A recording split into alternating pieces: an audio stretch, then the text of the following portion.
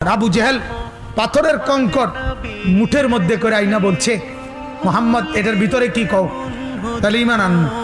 নবী বললেন, আমি না বলি, বরং এটারে জিগাও, সে আমারে চিনি নিটা জিডেই হোক। আবু জেহেল কম কিতেরে, আরে কিতেরে বাবা রে, বাতিজা তো শক্ত বাতিজা। আল্লাহ নবী বলেন, বলো ভেতরে যা আছো বলো, তুমি চিনো কিনা আমাকে। পাথরের কঙ্কর, নাতাকাল হাজার,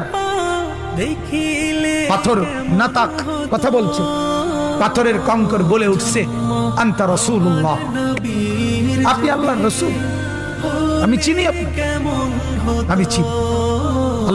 এক গ্লাস দুধ 120 জন সাহাবী পান করছে, এটা নবীর মুজিজা না? একটা বকরির গোশত 3000 সাহাবী খন্দকের, ওনারা সবাই পেট ভরে খাইছে, এটা মুজিজা না?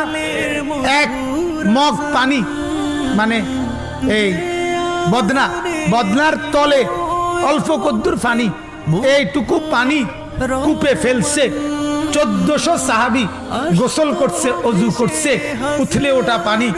এটা কি নবীর মুজিজা না?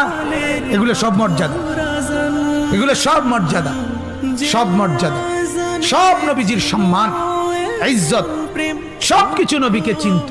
জামাদাত, হাইওয়ানাত এবং জিন, ইনসান, কুল কায়নাত আল্লাহর নবীকে চিনত।